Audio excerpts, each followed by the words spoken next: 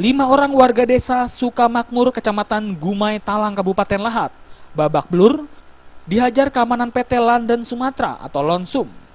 Peristiwa ini terjadi sebagai buntut dari saling klaim lahan sawit antara warga dengan perusahaan PT Lonsum. Kelima korban kekerasan oknum polisi yang ditugaskan di PT Lonsum ini, Andi, Selamat, Abdul Latif, Mustaqim, dan Firman pada saat selesai sarapan dan hendak memanen kelapa sawit milik warga, didatangi oknum keamanan yang bertugas di PT Lonsum dan langsung memukul korban menggunakan senjata laras panjang.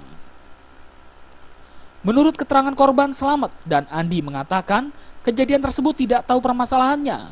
Baru selesai sarapan datang oknum berpakaian polisi datang dan langsung menerjang dan memukul dengan senjata laras panjang sambil menuduh maling.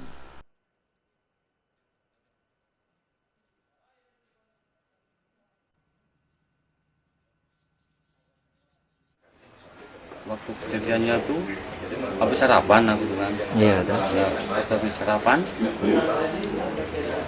langsung bangkuk gitu kayak. nggak tahu masalah apa masalahnya. Katanya kamu nak maling ya?